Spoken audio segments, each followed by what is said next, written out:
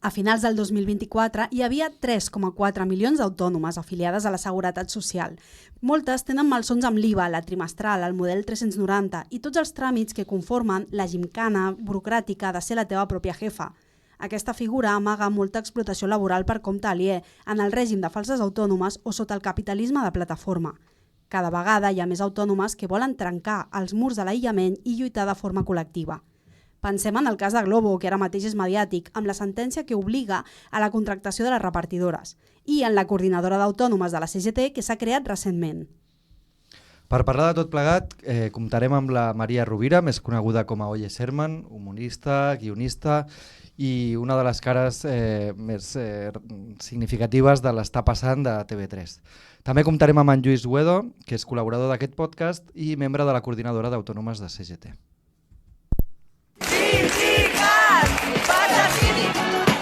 Los mejores terroristas de la clase trabajadora.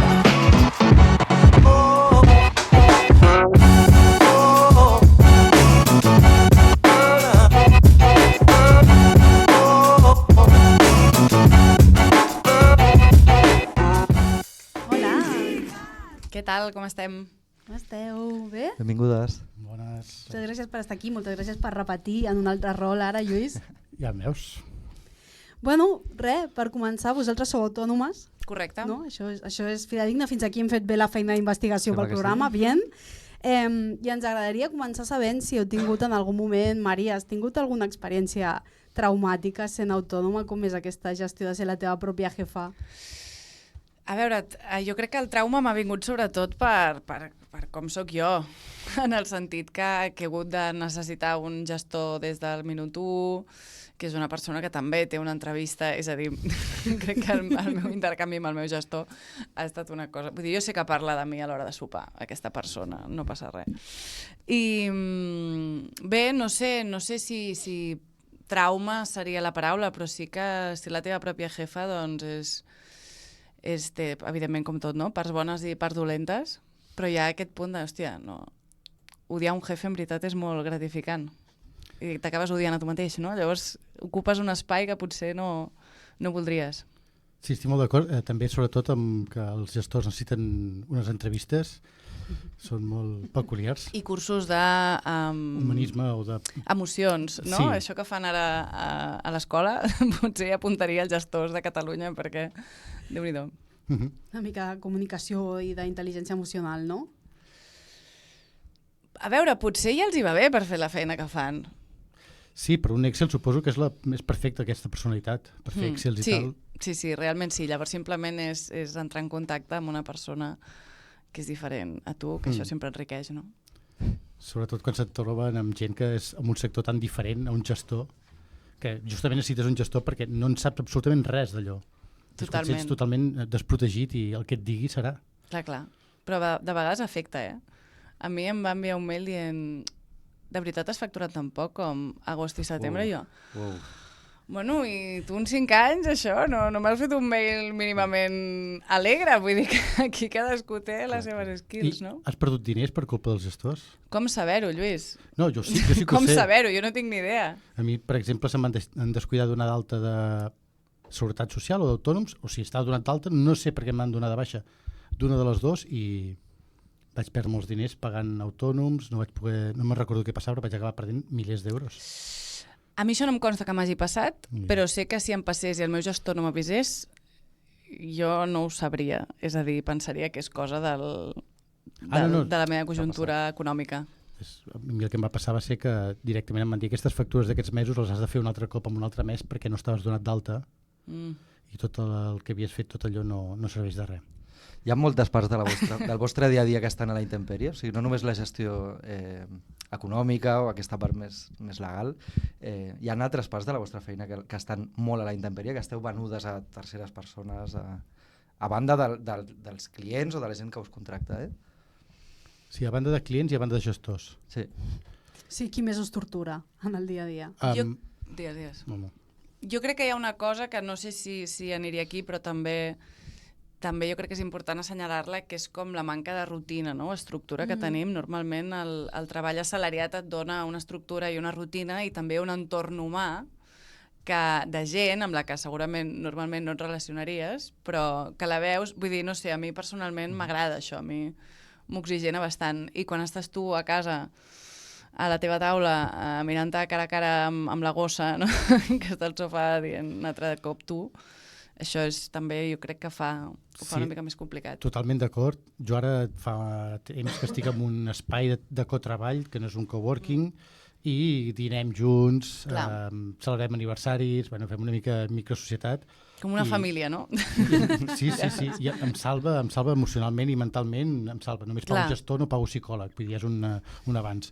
Però abans sí que recordo molt això de sopar i dir, ostres, em falta un mail, m'aixeco, vaig a fer el mail, estic fent no sé què, espera que poso una rentadora, i el dia a dia era una espècie de treballar i fer coses de casa que no saps exactament on comença una o una altra. És una espècie d'amalgama de temps i hores. Sí, heu de fer molt d'esforç perquè la jornada laboral no sigui de 24 hores? Per separar, per no barrejar això, posar una rentadora amb escriure un guió? O... Jo crec que hem assumit que és 24 hores. Sí, és a dir, de vegades penso, hagués pogut aprofitar molt més aquest dia, laboralment. Però com que no, vull dir, dines a casa, doncs t'allargues o t'aixeques una mica més tard. Però el mòbil apagat on s'és? A veure, és a dir... El mòbil de feina. No, jo només en tinc un. Sí, però vull dir, no per coses d'oci o d'amistat, sinó el mòbil que estés pendent de coses de feina, el tens apagat quan dines, encara que facis sobre taula o de vacances? Depèn, és a dir, molt lluny me n'haig d'anar de vacances per no mirar el mòbil. Vull dir, per això jo crec que la sensació aquesta que són 24 hores, no? Que si et sona el mòbil el mires per si de cas. Sí. Que estàs sempre atent. Sí.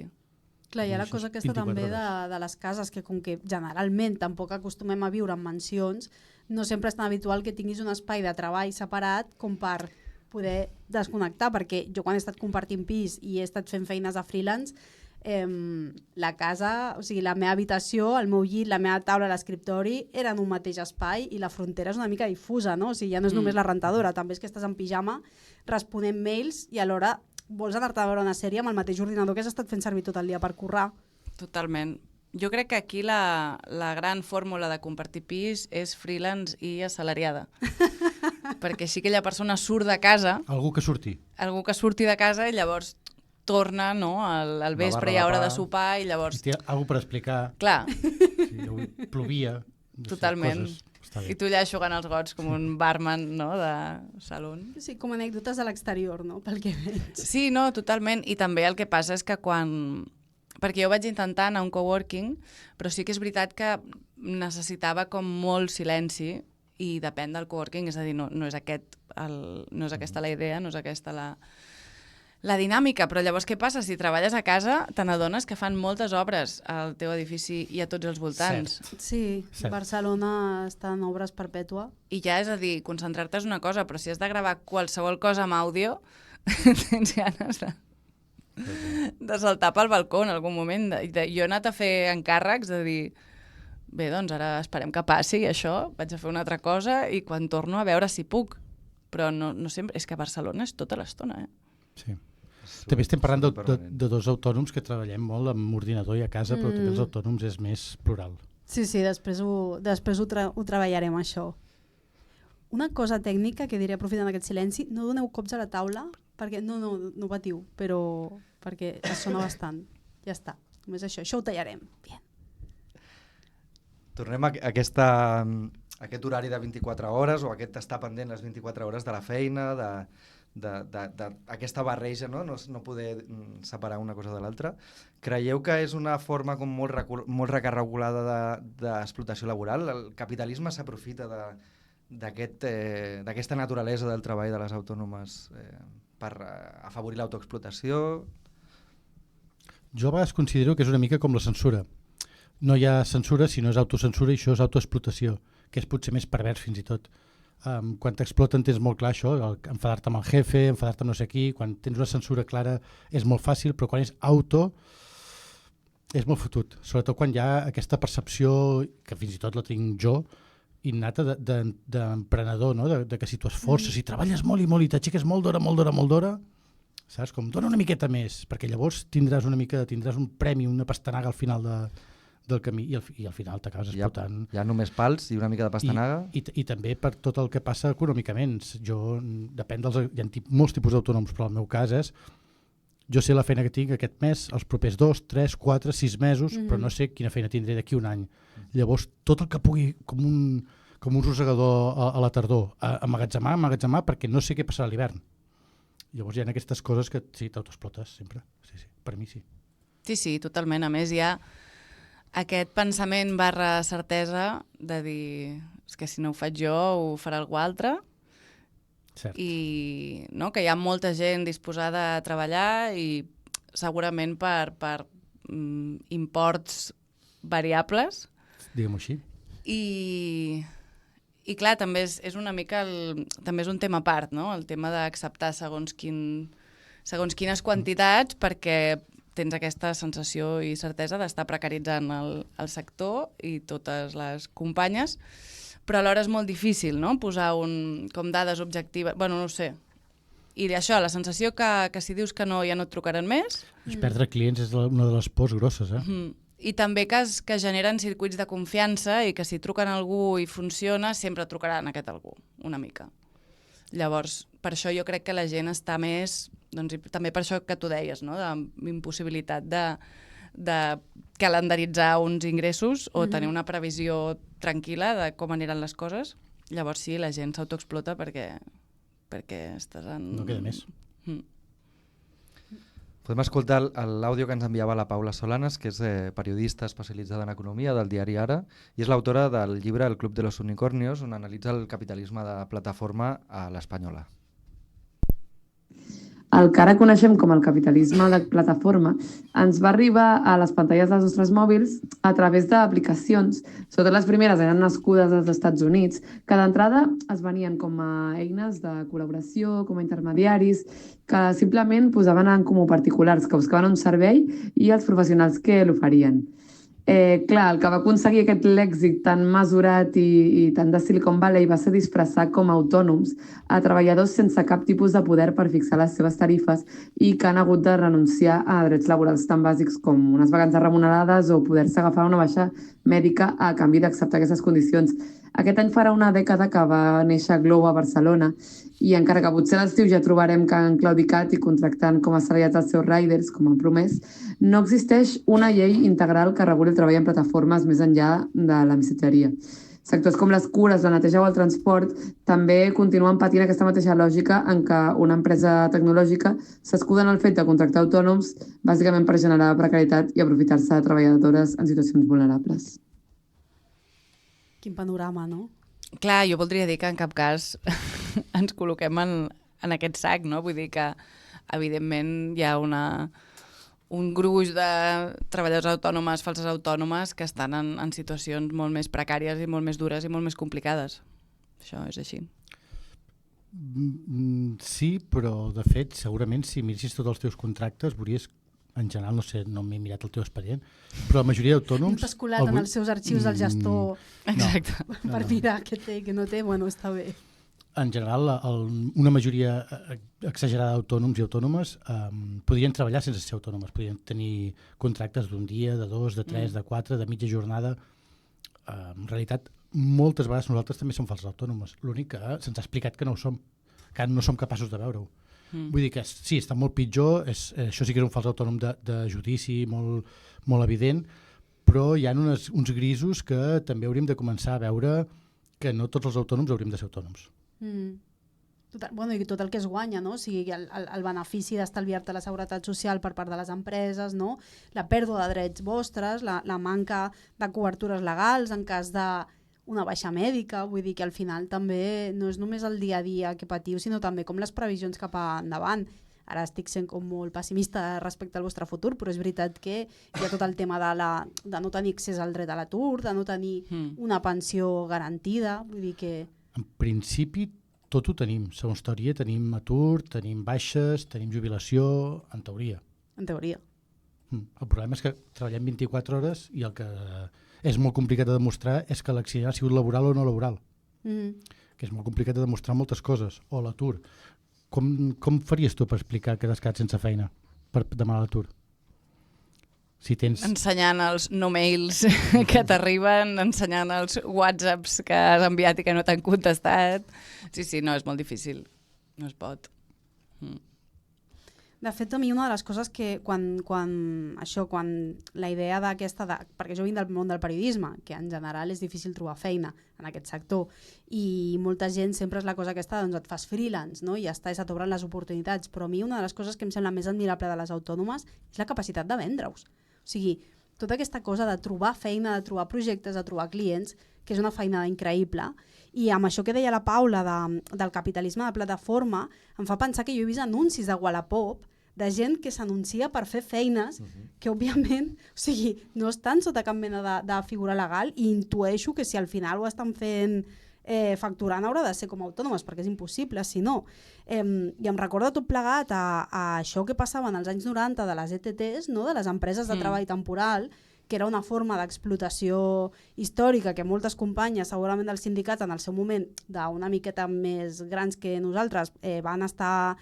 Bueno, perdó, jo què sé, deixa'm dir-ho amb nosaltres, Lluís, no facis que no tan ràpid. No tan grans. Bueno, pues una mica més experimentades, potser, van estar lluitant contra les ETTs, i ara potser el que necessitem és lluitar contra les autònomes, perquè és la nova versió, més perversa, perquè no tens ni tan sols algú amb qui enfadar-te en una oficina.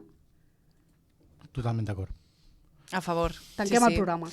No, i a més tens aquesta sensació de pago, vull dir... pago una quota per treballar i després em donen uns diners que també se n'han d'anar.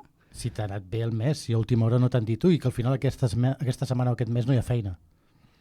Vull dir que a vegades tens feines preparades i pensades i a última hora no es fan i no cobres, i tu la quota autònoms també la pagues. Per això et dic. Sí, pagues per treballar, però no sempre per treballar. Per cobrar-ho. O sigui, que faràs feina o tens garantit, que cobraràs aquesta feina no està garantit.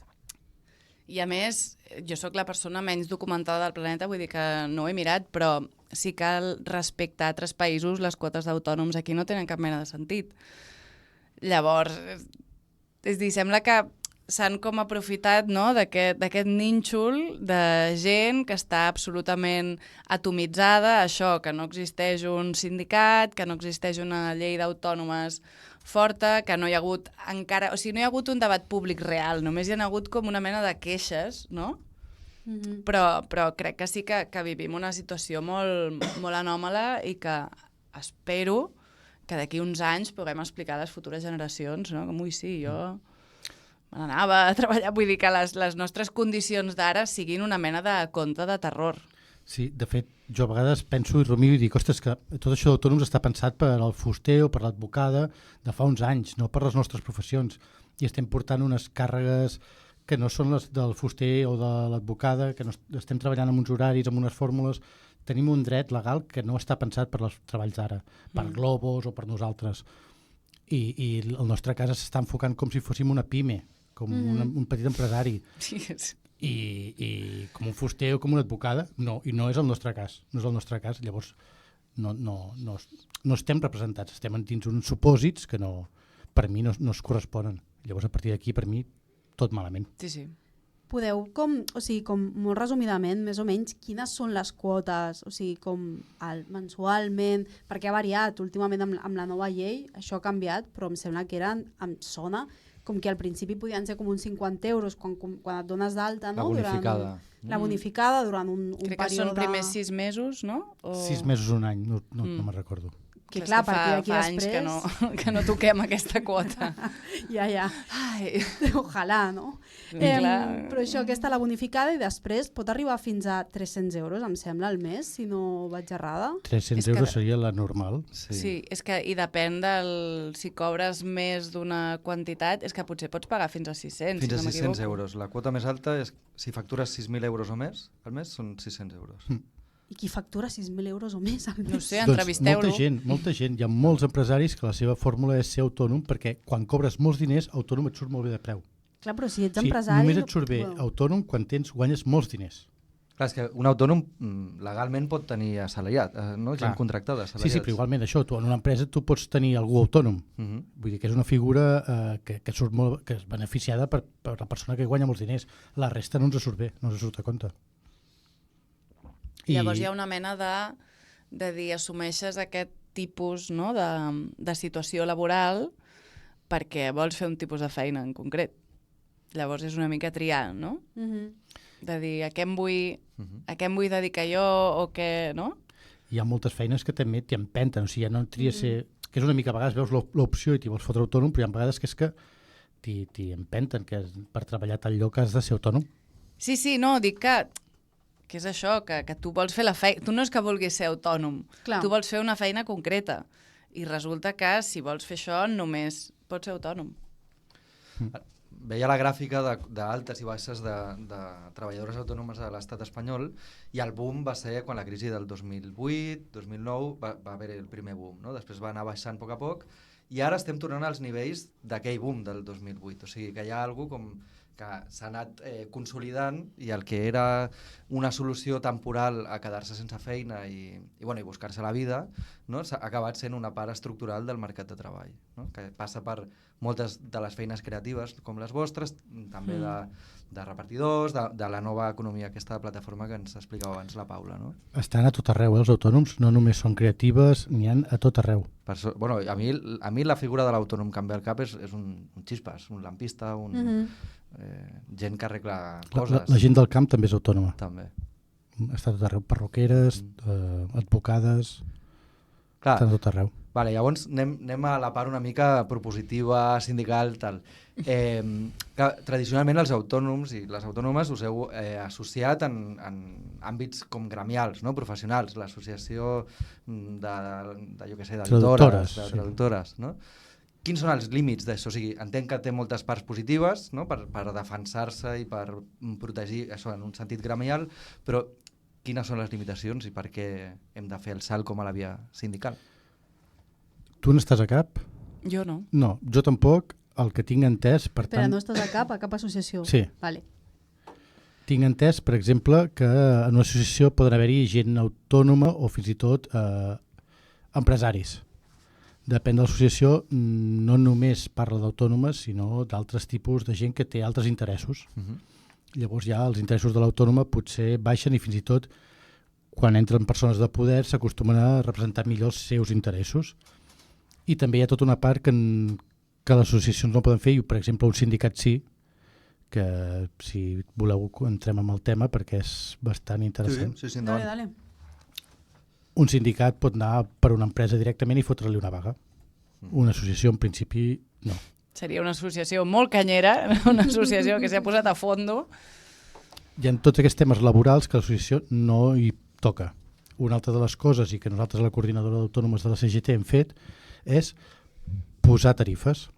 L'associació ni un autònom no pot. La Unió Europea ha dit que és il·legal pel lliure mercat i per la lliure competència pactar tarifes, igual que no poden els de les gasolines, nosaltres no podem, perquè els autònoms som considerats empreses. Per tant, una empresa, es digui Pepsi o es digui Lluís, no podem, perquè tenim els mateixos estatuts. O sigui, sí, exacte, jugueu a la mateixa lliga, Pepsi i Lluís. Pràcticament. Esteu allà rozando. Sí, hem d'anar al mateix tipus de jutjat quan ens hem de querellar. Sí. Fortíssim. Perquè hi ha hagut associacions que ja han tingut multes o sentències per publicitat. Sí, el Col·legi d'Arquitectes de Barcelona o de Catalunya, si no tinc mal entès, van intentar posar una recomanació de tarifes per als seus arquitectes i van tenir multes i se'ls hi va tirar. Això m'ho han dit d'oïdes, no em feu cas del tot, però anava per aquí. Si no, altres els hi ha passat. Total, que els han retirades. Un sindicat com CGT sí que pot, amb un buit legal, recomanar tarifes als autònoms, i de fet a la nostra pàgina web hem començat a posar tarifes perquè la gent quan surti de la universitat, quan sigui la primera feina, tingui el que seria un SMI, un salari mínim interprofessional d'aquell sector, per referència, perquè és que quan surts al mercat i comences a treballar, no sé quants... A partir de certa edat, i depèn de l'empresa, sí que pots, però la majoria de vegades hi ha aquesta feina per aquest preu. Saber quan t'estan explotant, quan no, quina quantitat d'explotació hi ha, poder assumir les coses amb una mica de referència. Sabem que el salari mínim que estem proposant és per sobre del que cobra gairebé tothom. I és el mínim, i els autònoms estem cobrant per sota això. Però com a mínim anar i veure què està passant, quin és el panorama. A més, també en aquesta situació hi juga molt com a la síndrome de l'impostora, no?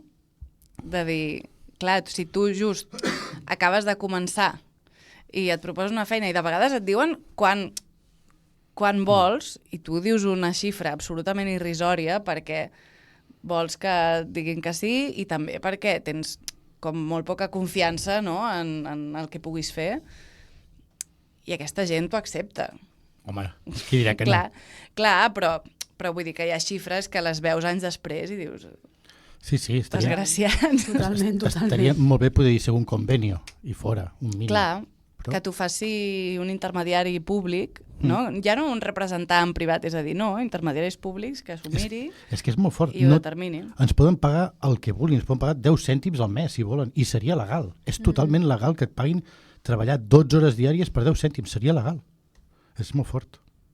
Està molt bé, no?, aquest règim de microempreses vostres d'autònomes. És la panacea. No m'estranya que el capitalisme li agradi tant. Clar. El tema és com... que sembla difícil com desescalar-ho, no? Vull dir que o es comença això, doncs a regular, a proposar, a apuntalar, a reformar, i té pinta que hi ha d'haver-hi com una lluita organitzada, també. Sí, per altra banda, hi ha tant per fer que qualsevol millora... Qualsevol millora hi ha. Que sí. No estem reclamant les 35 hores. Estem jo què sé, no hem somiat tan fort, total. Bueno, però també, o sigui, abans parlàvem, no, de lo de Globo, vull dir que al final és veritat que potser a poc el fet que sigui aquest capitalisme de plataforma també està generant escletxes d'oportunitat perquè ho està ampliant d'una manera tan exacerbada i està magnificant tant les violències que ja és impossible de fingir que no està passant, no? I de fet també us volíem preguntar, això que ja apuntàvem abans, el pensar que no només sou professionals creatives les que esteu sota la figura de les autònomes i molt menys encara aquestes empreses, o sigui, això em sembla... Jo m'he quedat amb aquesta idea que això es considera empreses i estic fascinada. Pepsi i Lluís. Pepsi i Lluís, és que... Està molt guai quan és Pepsi i Lluís i hem de negociar preus com dues empreses, aquí, igualtat de condicions. O sigui, tu ens sponsoritzaràs el programa, no, Lluís, a partir d'ara? Acabo de pagar una cosa que de Hisenda i m'hi poso. Vale, perfecte, queda gravat. Però us anava a preguntar això, no? O sigui, al final podria ser que una part molt considerable de la classe treballadora sigui falsa autònoma i que per tant tinguem com un gruix molt gran de working class explotada que ni tan sols té ara mateix garantit el dret a vaga, perquè el dret a vaga significa suïcidar-se econòmicament. I el que deies tu abans, Maria, no? Que fas una patada i et surten molta gent que poden ser molt vàlides però que segurament no són conscients que a lo millor estan acceptant una feina d'una persona que s'ha negat a fer-la perquè les condicions eren xungues. Vull dir que també falta com aquesta comunicació. O sigui, total. Què fem amb tota aquesta massa laboral explotada però per ara soterrada? Com l'animem? No ho sé, jo crec que el primer pas seria posar-ho com novament, però de manera contundent en l'agenda pública, no? Per suscitar un debat públic amb una proposta, que en aquest cas seria doncs, el tema sindical, el tema legislació al respecte, no ho sé, és que potser sí que hauria d'haver una vaga d'autònomes, però clar, és això que diuen, no? No, jo no em poso malalt, jo sóc autònom. Vull dir que... I que sembla que la gent assalariada es passi la vida fingint baixes i és no, és que els autònoms no descansen. De fet, és molt divertit perquè quan hi ha una vaga els autònoms el que fem és reorganitzar-nos la feina per aquell dia poder fer vaga. Clar. És així. Són persones molt endreçades. I quan dius no vaga, serà per la gran quantitat de vagues generals que s'han convocat els últims anys. Les setmanalment vagues que hi ha. No, però sí, cada cop hi ha hagut una vaga, sigui per Palestina o no, hi ha hagut vagues, s'han fet. Però estem parlant d'aquestes vagues, no estem parlant de vagues a l'empresa. Perquè, clar, a l'empresa sí que no sé qui li haig de fer la vaga. Clar. Bueno, doncs si us sembla ho aniríem deixant aquí Ens queda encara un últim àudio del Martí Sales, que és company de SEGAP i de la coordinadora d'autònomes, i que jo crec que fa com una mica de resum de tot el que hem anat parlant en aquesta estona. Ser autònom vol dir no tenir ingressos fixes, però haver de pagar una quota fixa cada mes. Ser autònom vol dir no tenir horaris, però fer més hores que un rellotge. Ser autònom no vol dir que no tinguis jefe. Vol dir que en tens una pila i que, a més, t'explotes a tu mateix. Ser autònom vol dir ser la peça perfecta de la maquinària capitalista. Treballador precari i atomitzat, sense capacitat de negociació i aclaparat tant per la feina com per la manca de feina. El pitjor de tots els mons. L'única manera que els autònoms deixem de ser els escarrassos del sistema és l'única manera que un treballador aconsegueixi millores laborals. La lluita sindical. Gràcies, Martí. Quin poeta. Sempre va bé, no? Quan un poeta posa paraules t'està passant... Bueno, jo això ho veig per àudio d'anunci directament, no? Sí, no? Jo crec que se li posen unes imatges, trobem un freelance que ens faci unes imatges guapes i això pot servir. Tu faig per 50. Vinga. Però no li diguis a no sé qui que... Bueno, companyes, Maria, Lluís, moltes gràcies per venir aquí a xerrar amb nosaltres i a compartir les vostres experiències. Un plaer. A vosaltres. I ens veiem a tu segur que et veiem en una altra ocasió i a tu, Maria, doncs ojalà en una altra ocasió podem parlar d'algun altre tema. Quan vulgueu. Moltes gràcies. Gràcies. Merci. Que vagi bé.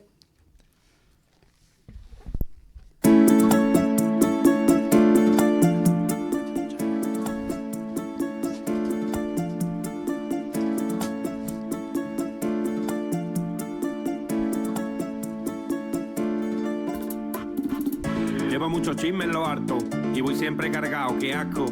Ser autónomo es una mierda y luego no ganas dinero ni mierda. Una mierda para cuando te jubiles. 300 euros puerco, ¿es justo? Lo que hace el gobierno es un crimen. Un carajo con ustedes, corrupto. I de les nostres autònomes de confiança passem a l'actualitat sindical. A la CGT a Catalunya aquests dies han passat moltes i moltes coses. No tantes com al final d'any, com al desembre, que va ser frenètic, i ho recollíem a l'últim capítol. Has pogut descansar una mica més. Bueno, no contesto. No soc autònom, però... Però autonomees. Sí. I res, en aquesta secció d'actualitat sindical el que volem, recordem, és recollir totes les vagues, tots els conflictes, totes aquelles coses que han anat passant des de l'últim programa i les recollim, les repassem. Començarem amb aquest, com que aquest episodi especial, no? Ara entrevistàvem a la Maria i el Lluís, parlant d'autònomes, comencem amb un àudio del Javi, que és un rider de la secció sindical de CGT, i és una de las persones que està com a acusació particular en el judici contra Óscar Pierre, el CEO de Globo. Hola, soy Javi de la sección sindical de CGT en Globo y soy también uno de los 2 repartidores personados en el proceso penal contra el CEO de la empresa, contra Óscar Pierre. El proceso se encuentra aún en fase de instrucción, comenzó en julio de 2024 por una denuncia de la Fiscalía de Barcelona en la que le acusaban de un presunto delito contra los derechos de los trabajadores, básicamente por tenernos como falsos autónomos e ignorar los requerimientos de inspección de trabajo. Este artículo, el 311.2, se introdujo en la reforma del Código Penal de 2023, por lo que es muy reciente. No hay jurisprudencia al respecto, así que estamos bastante impacientes, ya no solo por el impacto directo que pueda tener en nuestros trabajos, sino porque puede marcar un precedente importante para empresarios y falsos autónomos de todo el Estado. Molt potent la lluita dels riders a Globo en aquest cas, però també tenim altres companys i companyes a Stuart, altres empreses de missatgeria, de transport, d'enviament de... Sí, d'entrega de comandes, no? Exactament. Un sector que és especialment difícil d'organitzar, també per la naturalesa de la seva feina, no? generar acció sindical, generar aquesta consciència organitzada és molt difícil perquè hi ha pocs punts de trobada i quan es troben doncs, van una mica a l'espera de que els hi surti la següent entrega. O sigui, és com encara més pervers que el que explicaven la Maria i el Lluís, no? D'estar a casa teva treballant 24 hores al dia perquè no tens ni el moment d'estar pensant, o sigui, pots estar, si estàs amb la bici o amb la moto o amb el que sigui que utilitzis per repartir, no pots aprofitar un segon i fer missatges entre companyes per veure com ens organitzem per no sé què, o no pots colar una assemblea en el teu dia a dia de treball. Exactament. I garantides també, o sigui, fins i tot en aquest cas, les necessitats bàsiques de poder anar al lavabo no estan cobertes. Beure aigua... Són complicades, sí. Són complicades. Sí. És com l'eufemisme de Lluís Pepsi. Sí. Exacte. Seguim. Un altre dels conflictes de riders, doncs dir que seguirem informant perquè estan en el judici que ens explicava el Javi, que realment pot canviar la jurisprudència. L'Òscar Pierre ja ha participat en diversos podcasts on ha anat dient que se'l persegueix a l'estat espanyol. Que és una pobra víctima com els rendistes, no? Els rentistes. Que aquest país no valora els emprenedors. I d'Òscar Pierre a una altra emprenedora, que és la Carlota Pi, que és l'ànima mater d'Hola Luz, que ha sigut una persona que va prendre la decisió unilateral de reduir el teletreball a la seva empresa, Hola Luz, no? Una empresa que tenien teletreball des de feia 5 anys, si no m'equivoco, i que d'un dia per l'altre, i evidentment sense cap mena de mediació ni d'arribar a un acord, doncs va decidir que això s'acabava. Parlem amb la Laura, que és la portaveu de la secció sindical d'Hola Luz, que estan en vaga. En diciembre, Hola Luz llevó a cabo una modificación sustancial de las condiciones de trabajo por la cual eliminaba algunos derechos adquiridos, entre ellos el teletrabajo, en su totalidad, obligando a una presencialidad total a partir de enero. Y Hola Luz ya conocía la importancia del teletrabajo para sus trabajadoras, que llevamos disfrutando 5 años de él y muchas viven fuera de Barcelona. Aún así, durante el periodo de consultas no mostró ningún interés por negociar. Lo que sí que hizo es, al presentar la modificación a los trabajadores, directamente invitó a marcharse a quien no pudiese asumir el cambio y facilitó las salidas. Ya van 80 personas que se han ido, y lo que confirma nuestra sospecha de que se trata de un ERE encubierto, y por esto llevamos en huelga desde el 14 de enero por la eliminación del teletrabajo, por esta modificación sustancial sin ningún tipo de negociación prácticamente, y por la congelación de sueldos que llevamos teniendo muchas trabajadoras desde hace ya casi más de 3 años. CGT también ha interpuesto demanda por conflicto colectivo y ha impugnado la modificación sustancial de condiciones de trabajo. Estamos a esperas también de este proceso ahora mismo. Em sembla tan fort això de l'ERO encobert. 80 persones, sí, això no és un ERO... Dime què és. Exactament. Sí, molta força també a les companyes d'Hola Luz.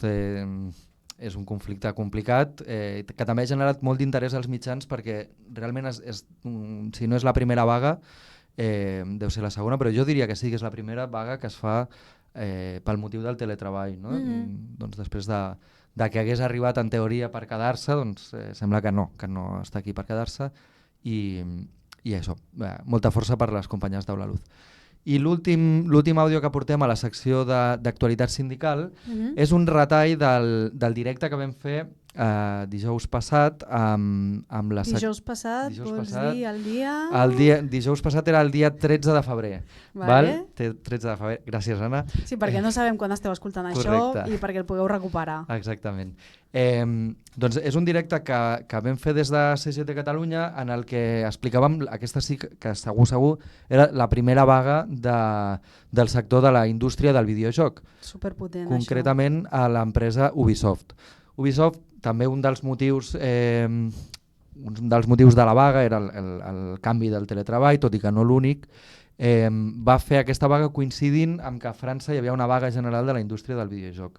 Allà realment el sector del videojoc porta molt més temps sindicalitzat i més organitzat, i el dia 13 també van fer una vaga a tot l'estat, una vaga molt potent, en un sector que, per cert, està en una crisi brutal després de que la bombolla que es va generar durant la pandèmia de videojocs doncs hagi patat. Clar. I hi ha una gran part de sobrecobdícia, de sobreprevisió de beneficis que no es poden complir sempre, llavors les empreses estan retallant. Escoltem el Carlos, que el que diu, bueno, ja ho veureu. Bueno, la primera huelga del videojuego en el Estado español. ¿Cómo te sientes? Bueno, la verdad es que es algo bastante más mundano de lo que uno podría imaginar, teniendo en cuenta lo que este día representa. Realmente no está sucediendo nada de lo extraordinario. Está siendo una huelga, pues como las otras, con lo cual quiere decir que realmente no era el hombre del saco que todos esperábamos que fuera a suceder, lo cual está transcurriendo con mucha normalidad. El seguimiento, a falta de tener unos números finales, está siendo bastante bueno, lo confirmaremos a lo largo de la mañana, pero parece ser que ha habido mucha gente que se ha animado a dar ese paso, ese tan temido primer paso del que muchos recelaven. Doncs sí, fer vagues no és el hombre del saco. M'ha agradat molt aquest tall, perquè, i per això l'he posat, el punxem ara, perquè bueno, que és molt interessant que un sector on no s'havia fet mai cap vaga digui bueno, pues, normalitat de servei, diguéssim. Fer una vaga pues, no és tan esotèric ni tan estrany. No? És una vaga, ens l'hem currat, l'estem fent, però no és una cosa d'un altre planeta. No? És una mica com dir que no patiu que en vindran més, perquè això podrà ser rutinari. Però ets a dir que quan he començat a escoltar això d'absoluta normalitat he pensat, sembla la Guàrdia Urbana. Que a la manifestació eren 1.000 i resulta que eren 70.000. Correcte. Doncs bueno, fins aquí la secció d'actualitat sindical. Portarem més el següent programa i res, i molts ànims a totes les vagues i conflictes que tenim. Aprofitem també per dir que estan obertes les inscripcions de l'Escola de Primavera de CGT Catalunya, parlem d'actualitat, i també s'ha publicat una guia que es diu Vademecum de la secció sindical, sobre com crear seccions sindicals. La podeu trobar a cgtcatalunya.cat. I ara doncs, donem la benvinguda a la Rita Fuerte. Som-hi!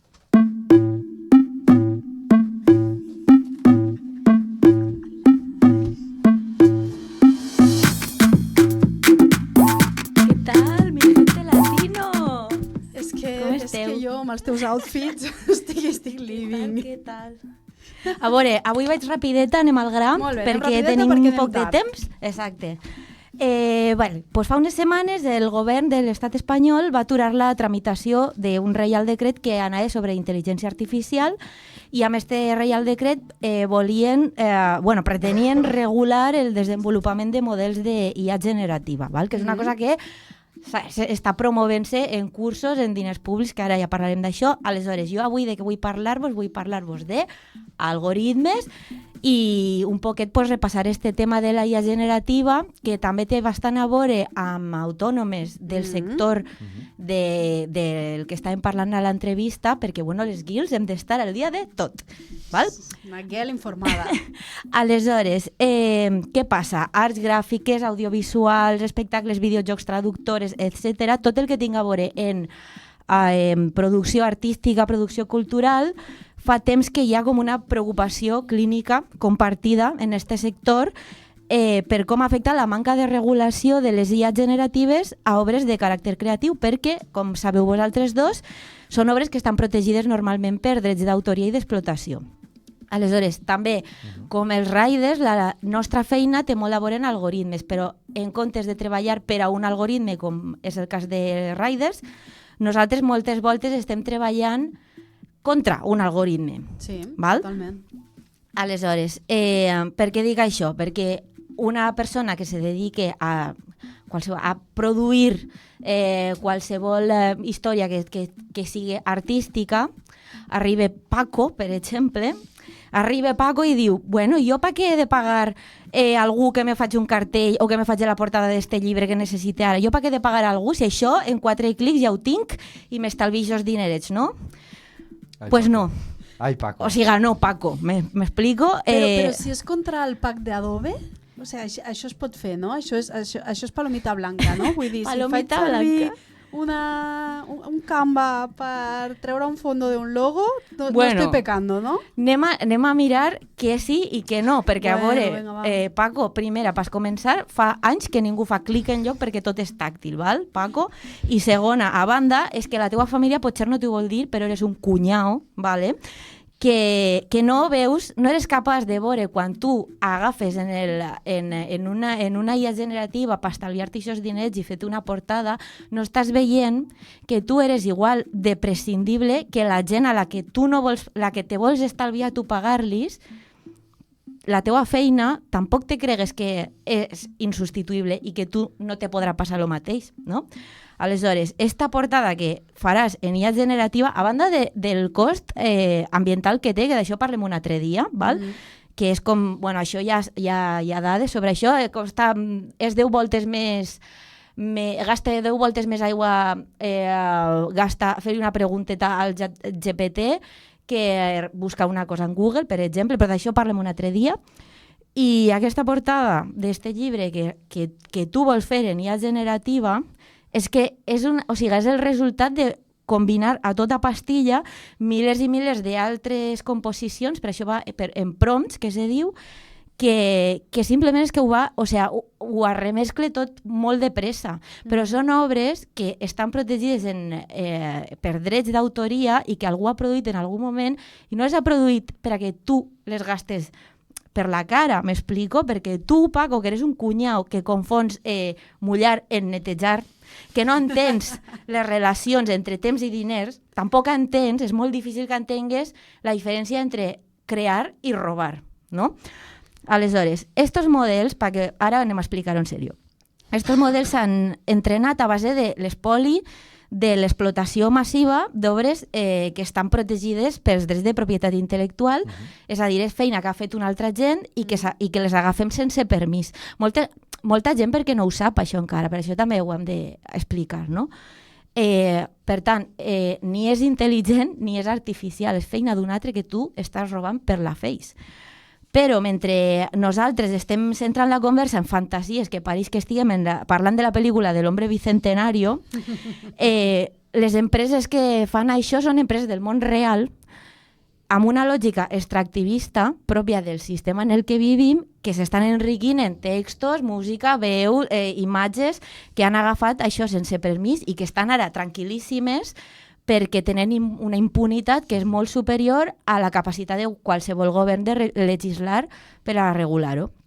D'això, el Ministeri de Cultura espanyol ja n'estava al cas, perquè s'han fet reunions i ja se li ha explicat moltes voltes i de moltes maneres. Però durant aquests mesos havien tirat endavant este decret perquè, jo què sé, YOLO. Aleshores, esta notícia, fa un parell de setmanes que se retirava la tramitació del Reial Decret, es va rebre amb un poc de desconfiança dins del sector, perquè aquesta regulació se suposa que l'havia de dissenyar la mateixa administració pública que avui està traient un curs a Radio Televisió Espanyola promocionat en diners públics per a que aprengues a gastar IA generativa, o sigui, m'entens? Això ja s'està assenyalant fa temps la magnitud de la cagada que és no comptar en un marc legal que protegisca els drets de les professionals i de les usuàries, mentre el ritme al que se'n desenvolupa la tecnologia és molt més accelerat que el ritme al que passen la resta de coses. Aleshores, qualsevol canvi legislatiu, així és com ho veig jo o com ho veiem des del sindicat, necessita una voluntat política que sense debat social no existeix. I el que no pot ser és que nosaltres no estiguem promovent este debat. Com a professionals hem de començar a entendre que tenim la responsabilitat de revalorar la feina que fem i de generar este debat social, de no fer cap feina sense, per exemple, demanar contractes de cessió de drets que tinguin en compte l'aspecte de les IA, per exemple. Aleshores, això que estàveu parlant com a autònom, que has de saber fer, també he d'estar educant al client? Doncs, malauradament, sí. Però també nosaltres com a consumidores digitals també tenim aquesta responsabilitat, perquè al cap i a la fi no és només tu que has d'educar el client, sinó nosaltres també com a clients, quan encarreguem una feina, entendre la magnitud de tot això. Aleshores, jo ja talla així, podeu trobar molta més informació sobre això en la pàgina d'Artes Ètica, artesetica.org, que és un col·lectiu que té aliances amb la Federació de Sindicats d'Espectacles, Arts Gràfiques, Audiovisuals, Papers de la CGT, amb més associacions de professionals, i que té com a objectiu informar de com afecta als sectors creatius tot això de que estic parlant avui, i allí trobareu el manifest, recursos, les propostes de com ho volem enfocar, i això. O sigui, no pot ser que la centralitat de la discussió política es desvie cap a discursos de ciència-ficció, de futurs remots, de fantasia, ni que quan nosaltres estem com humanitzant, quan se fan sentències del tipus perquè la maquineta, perquè li demana la maquineta, no és una persona, no humanitzem un algoritme, perquè aleshores perdem la dimensió política de tot plegat de l'assumpte, que és precisament que un treball d'avaluat com a artistes ens restarà poder de negociació, i això no ens interessa.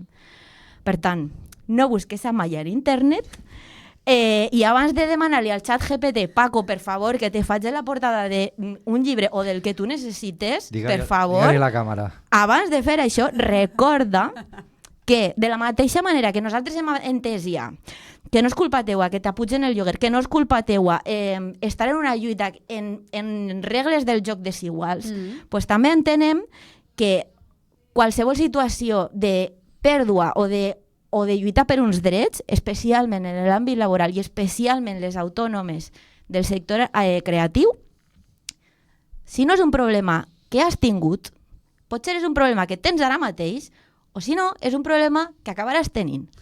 Per tant, força Paco. sindicat. Dilo. I era això el que volia explicar avui. Molt bé. O sigui que el resum és que la IA caca, en general, Exacte. Que fa mans de 7 dits. Que no sigueu cunyaos, que ens informem i que ens organitzem. Bueno, i està bé també que no li demanem tot a ChatGPT. Exacte.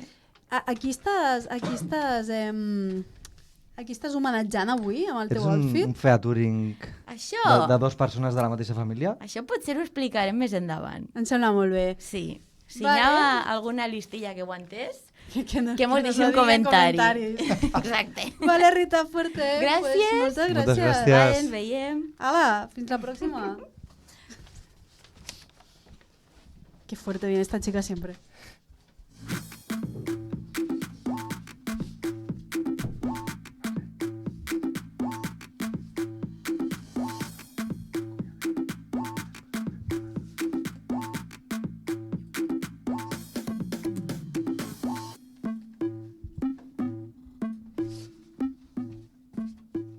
Molt bé. Doncs Anna, arribem al final del programa. Sí, ja ho tenim per aquest mes, ja ho tenim fet. Feina feta no fa d'estorb i sense xat GPT, que jo sàpiga. Exactament, sense. Doncs res, moltíssimes gràcies a tots i a totes per escoltar-nos, per veure'ns, per seguir-nos a les plataformes i sobretot per sustentar aquest sindicat, per fer acció sindical i per canviar les coses des de la CGT. I gràcies a la Maria, al Lluís i a la Rita Fuerte per les col·laboracions i l'entrevista d'avui i ens veiem el pròxim mes. Força sindicat. Força sindicat. Nosotros, los que no tenemos nombre, que no tenemos orgullo, los que somos una masa, los que pagaremos uno a uno.